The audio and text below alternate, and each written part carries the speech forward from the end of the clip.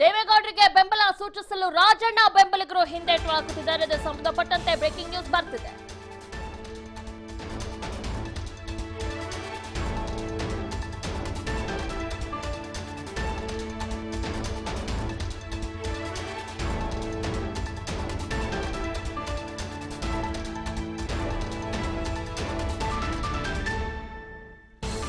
ದೇವೇಗೌಡರಿಗೆ ಬೆಂಬಲ ಸೂಚಿಸಲು ರಾಜಣ್ಣ ಬೆಂಬಲಿಗರು ಹಿಂದೇಟು ಹಾಕುತ್ತಿದ್ದಾರೆ. ತುಮಕೂರಿನಲ್ಲಿ ಗೌಡರಿಗೆ ರಾಜಣ್ಣ ಬಂಡಾಯದ ಬಿಸಿ ತಟ್ಟಲಿದೆಯಾ ಅಂತ ರಾಜಣ್ಣ ಅವರಿಗೆ ನಮಗೆ ಹೈಕಮಾಂಡ್ ಅವರ ಆದೇಶದಂತೆ ನಾವು ಮತ ಚಲಾವಣೆ ಮಾಡುತ್ತೇವೆ ಅಂತ ಹೇಳಿದ್ದಾರೆ.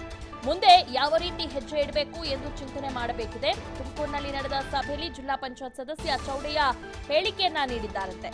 ಗೌಡ್ರು ತುಮಕೂರಿಗೆ ಯಾಕೆ ಬಂದ್ರು? ಹಾಸನದಲ್ಲಿ ಜಾಗ ಇರಲಿಲ್ವಾ? ಕಾಂಗ್ರೆಸ್ ಕಾರ್ಯಕರ್ತರ ಸಭೆಯಲ್ಲಿ ಕೆಎನ್ ರಾಜಣ್ಣ ಅವರು ಪ್ರಶ್ನೆ ಮಾಡಿದ್ದಾರಂತೆ. ಒಲ್ಲದ ಮನಸ್ಸಿನಿಂದಲೇ ಬೆಂಬಲ ಸೂಚಿಸಲು ಈಗ ಬೆಂಬಲಿಗರಿಗೆ ಮನವಿಯನ್ನ ಮಾಡುತ್ತಿದ್ದಾರಂತೆ. ನಾಡಿದ್ದು ಸಿದ್ದರಾಮಯ್ಯ ನೇತೃತ್ವದಲ್ಲಿ ಮಹತ್ವದ ಸಭೆ ಕೂಡ ನಡೆಯಲಿದೆ. ಯಾಕಂದ್ರೆ ತುಮಕೂರಿನಲ್ಲಿ ಈ ಹಿಂದೆನೂ ಕೂಡ ಮುದ್ದೆ ಹನುಮೇಗೌಡಗೆ ಟಿಕೆಟ್ ನೀಡಿಲ್ಲ ಅಂತ ಸಾಕಷ್ಟು ಅಸಮಾಧಾನವನ್ನ ವ್ಯಕ್ತಪಡಿಸಿದ್ರು. ಈಗ ರಾಜಣ್ಣ ಅವರು ಬಂಡಾಯದ ಬಿಸಿ ಒಂದ್ ರೀತಿ ಎಲ್ಲೋ ಒಂದ್ ಕಡೆ ಗೌಡ್ರಿಗೆ ಮತ್ತೆ ಅವರ ಬಂಡಾಯದ ಬಿಸಿ ತಟ್ಟಲಿದೆಯಾ ಅಂತ ಈ ಬಗ್ಗೆ ಹೆಚ್ಚಿನ ಮಾಹಿತಿಯನ್ನ ನೀಡ್ತಾರೆ ನಮ್ಮ ಪ್ರತಿನಿಧಿ ಯೋಗೇಶ್. ಯೋಗೇಶ್, ಇಷ್ಟು ದಿನ ಮುದ್ದಹನುಮೇಗೌಡರದಾಯ್ತು, ಈಗ ರಾಜಣ್ಣ ಅವರ ಬಂಡಾಯದ ಬಿಸಿ ಏನಾದ್ರು ದೇವೇಗೌಡರಿಗೆ ಮುಂದೆ ತಟ್ಟಲಿದೆಯಾ? ಮುಂದೆ ಕಷ್ಟ ಆಗುತ್ತಾ ಇವ್ರಿಗೆ ಏನು ಅಂತ? ಈಗ ಇಲ್ಲಿವರೆಗೂ ಕೆಎನ್ ರಾಜಣ್ಣ ಮತ್ತೆ ಮುದ್ದಹನುಮೇಗೌಡರು ಒಂದು ನಾಮಪತ್ರ ವಾಪಸ್ ತೆಗೆದ ನಂತರ ಸಾಕಷ್ಟು ಬಂಡಾಯದ ಇದರಲ್ಲೇ ಬಾವುಟ ಹಾಸ್ಕೊಂಡಿದ್ರು. ಇವತ್ತು ಮಧುಗಿರಿಯಲ್ಲಿ ಕೆಎನ್ ರಾಜಣ್ಣ ಅವರು ಪ್ರತ್ಯೇಕವಾದ ಕಾಂಗ್ರೆಸ್ ಕಾರ್ಯಕರ್ತರ ಸಭೆಯನ್ನು ಕರೆಸಿದ್ರು. ಆ ಕಾಂಗ್ರೆಸ್ ಕಾರ್ಯಕರ್ತರ ಸಭೆಯಲ್ಲಿ ಕಾಂಗ್ರೆಸ್ ಕಾರ್ಯಕರ್ತರು ದೇವೇಗೌಡರನ್ನ ಬೆಂಬಲಿಸಬಾರದು ಅನ್ನೋ ಕಾರ್ಯಕರ್ತರು ಒತ್ತಾಯ ಮಾಡಿದ್ರು. ಇದಾದ ನಂತರ ಕೆಎನ್ ರಾಜಣ್ಣ ಮಾತಾಡಿದ್ರು. ಯಾಕಂದ್ರೆ ಆ ಪಕ್ಷದ ಮೈತ್ರಿ ಅಭ್ಯರ್ಥಿಯಾಗಿ ನಿಂತ್ಕೊಂಡಿದ್ರೆ ಅವರಿಗೆ ಆ ಪಕ್ಷದ ಮುಖಂಡರು ಸೂಚನೆ ಕೊಟ್ಟಿದ್ದಾರೆ ನಮ್ಗೆ. ಹಾಗಾಗಿ ಏನು ಸಿದ್ದರಾಮಯ್ಯ ಅವರು ನಮ್ಗೆ ಸೂಚನೆಯನ್ನು ಕೊಟ್ಟಿದ್ದಾರೆ, ನಾನು ಅವ್ರ ಮಾತನ್ನು ಕೇಳ್ತೀನಿ. ಹಾಗಾಗಿ ಈ ಒಂದು ಅಭ್ಯರ್ಥಿಯನ್ನ ಈ ಸರಿ ಗೆಲ್ಲೋದಕ್ಕೆ ನೀವೆಲ್ಲ ಸಹಕರಿಸಬೇಕು, ಅವರ ಗೆಲುವಿಗೆ ಕಾರಣಕರ್ತರಾಗಬೇಕು ಅನ್ನೋ ಮನವಿಯನ್ನ ಕೂಡ ಮಾಡಿದ್ರೆ. ಮತ್ತೆ ಈ 10ನೇ ತಾರೀಕು ಸಿದ್ದರಾಮಯ್ಯ ನೇತೃತ್ವದಲ್ಲಿ ತುಮಕೂರಿನ ಮಧುಗಿರಿಯಲ್ಲಿ ಒಂದು ಕಾರ್ಯಕರ್ತರ ಸಭೆ ಕೂಡ ಇತ್ತು. ಆ ಸಭೆಗೆ ಸಾಕಷ್ಟು ಸಂಖ್ಯೆಯಲ್ಲಿ ಬರಬೇಕು ಅಂತ ಆ ಕಾರ್ಯಕರ್ತರಲ್ಲಿ ಮನವಿ ಮಾಡ್ಕೊಂಡಿದ್ರೆ. ಈ ಮಾತನ್ನು ಹೇಳಿದಂತ ಕೆಎನ್ ರಾಜಣ್ಣ ಅವರಿಗೆ ಕಾರ್ಯಕರ್ತರು ನಾವು ಬರೋದಿಲ್ಲ ಅನ್ನೋ ಸಂದೇಶನ ಕೊಟ್ಟರು.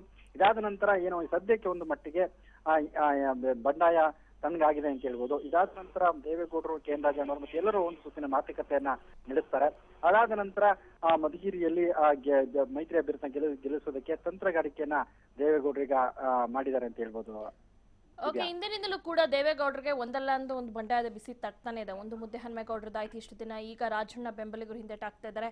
ಎಲ್ಲ ಒಂದ್ ಕಡೆ ಮತದಾರರು ಏನ್ ಹೇಳ್ತಾರೆ, ತುಮಕೂರಿನ ಮತದಾರರು ಏನ್ ಹೇಳ್ತಾರೆ ಈಗ ಸದ್ಯದ ಪರಿಸ್ಥಿತಿ ಬೆಳವಣಿಗೆಗಳನ್ನ ನೋಡುವಂತ ಸಂದರ್ಭದಲ್ಲಿ? ಇಲ್ಲಿ ಈ ಸಾರಿ ಮೈತ್ರಿ ಅಭ್ಯರ್ಥಿ ಅಂದ್ರೆ ಕಾಂಗ್ರೆಸ್ ಜೆಡಿಎಸ್ ಮೈತ್ರಿ ಅಭ್ಯರ್ಥಿ ಕಣಕ್ಕೆ ಇಳಿದಿರೋದ್ರಿಂದ ಕಾಂಗ್ರೆಸ್ ಮತ್ತೆ ಜೆಡಿಎಸ್ ನಲ್ಲಿ ಸಾಕಷ್ಟು ಗೊಂದಲಗಳು ಆಗಿದ್ದಾರೆ. ಈ ಮೊದಲು ಕಾಂಗ್ರೆಸ್ಗೆ ಮತನ ಕೇಳ್ತಿದ್ದವರು ಈಗ ಅನಿವಾರ್ಯವಾಗಿ ಜೆಡಿಎಸ್ಗೆ ಮತ ಕೇಳುವಂತ ಪರಿಸ್ಥಿತಿ ಎದುರಾಗಿದೆ. ಹಾಗಾಗಿ ಕಾಂಗ್ರೆಸ್ ಕಾರ್ಯಕರ್ತರು ಒಲ್ಲದ ಮನಸ್ಸಿಂದ ಜೆಡಿಎಸ್ಗೆ ಮತ ಹಾಕ್ಸೋಕೆ ಮತ್ತೆ ಮತನ ಕೇಳೋದಕ್ಕೆ ಪ್ರಚಾರ ಮಾಡೋದಕ್ಕೆ ಒಂದ್ ಹಂತದಲ್ಲಿ ಒಪ್ಕೊಂಡಿದ್ದಾರೆ. ಏನು ಕೆಎನ್ ರಾಜಣ್ಣ ಮತ್ತೆ ಮುದ್ದಹನುಮೇಗೌಡರು ಏನು ಪ್ರಚಾರದಲ್ಲಿ ಎಲ್ಲೂ ಕೂಡ ಕಾಣಿಸ್ಕೊಂಡಿಲ್ಲ. ಹಾಗಾಗಿ 10ನೇ ತಾರೀಕು ಸಿದ್ದರಾಮಯ್ಯ ಅವರು ಬಂದು ಹೋದ ನಂತರ ಅವರು ಸಕ್ರಿಯವಾಗಿ ಮತ ಪ್ರಚಾರದಲ್ಲಿ ತೊಡಗ್ತಾರೆ. ಆ ನಂತರ ಒಂದಷ್ಟು ಓಟ್ಗಳು ಬರ್ಬೋದು ಅಂತ ಹೇಳಾಗ್ತಾ ಇದೆ. ಈಗಾಗಲೇ ಭಾಷಣದಲ್ಲಿ ಮಾತಾಡ್ತಾ ವೇಳೆ ದೇವೇಗೌಡರಿಗೆ ನೇರವಾಗಿ ಮಾತಿನ ತುಮಕೂರಿಗೆ ಸ್ಪರ್ಧೆ ಮಾಡೋದಕ್ಕೆ ಆಕ್ಷೇಪವನ್ನು ವ್ಯಕ್ತಪಡಿಸಿದ್ರು ಕೆಎನ್ ರಾಜಣ್ಣ ಅವರು. ಮತ್ತೆ ಮುದ್ದಹನುಮೇಗೌಡರಿಗೆ ಟಿಕೆಟ್ ಸಿಗುತ್ತೆ ಅಂತ ನಾವೆಲ್ಲ ನಿರೀಕ್ಷೆ ಮಾಡಿದ್ರೆ ಕೊನೆ ಹಂತದಲ್ಲಿ ತಪ್ಪಿದೆ ಅಂತಾನೂ ಕೂಡ ವಿಷಾದ ವ್ಯಕ್ತಪಡಿಸಿದ್ರು. ಈಗ ಏನು ಒಳಿತು ಕೆಡುಕು ಏನೇ ಆಗಲಿ ಒಟ್ಟಾಗಿ ನಾವು ಜೆಡಿಎಸ್ ಅಭ್ಯರ್ಥಿ ಅಂತ ದೇವೇಗೌಡರನ್ನ ಗೆಲ್ಲಿಸಬೇಕು ಅನ್ನೋ ಮನವಿಯನ್ನು ಕೆಎನ್ ರಾಜಣ್ಣ ಮಾಡಿದ್ದಾರೆ. ತಾತ್ಕಾಲಿಕವಾಗಿ ಮಾತನ್ನ ಹೇಳಿದ್ದಾರೆ. ನಿಜವಾದ ಒಂದು ರಾಜಕೀಯ ತಿರುವು ಚುನಾವಣೆ ಹತ್ರ ಬರುತ್ತಂತೆ ಮತದಾನನ ಒಂದೆರಡು ದಿನಗಳಲ್ಲಿ ಆ ಒಂದು ಬಿಸಿ ಗೊತ್ತಾಗುತ್ತೆ.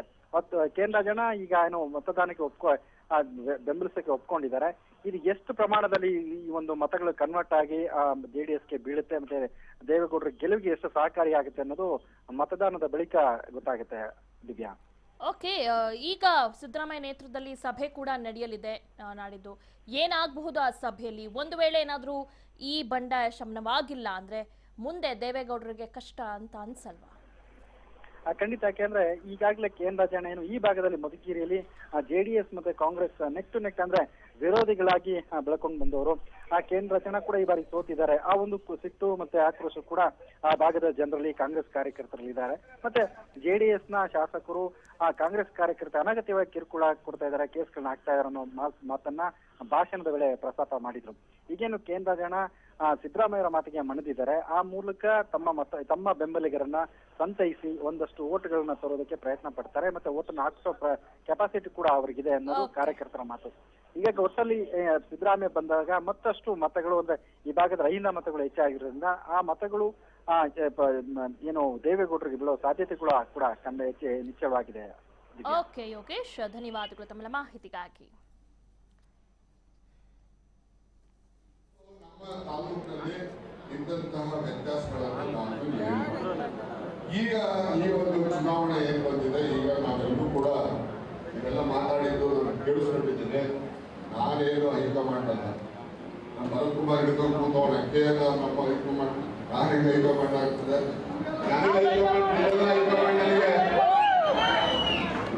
ಕೇಳಿಸ್ಕೊಂಡ್ರೆ ನಮಗೆ ಹೈಕಮಾಂಡ್ ಯಾರಪ್ಪ ಅಂದ್ರೆ ನೀವು ಬಿಡೋದು ಹೈಕಮಾಂಡ್.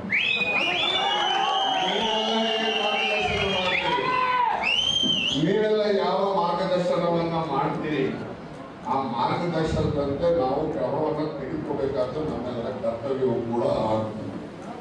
ಆದ್ರಿಂದ ನಾವು ಇನ್ನೂ ಕೂಡ ನಮ್ಮ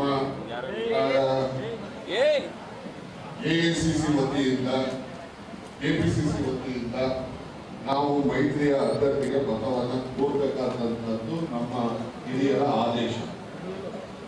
ಆ ಆದೇಶವನ್ನು ಪಾಲಿಸಬೇಕಾದ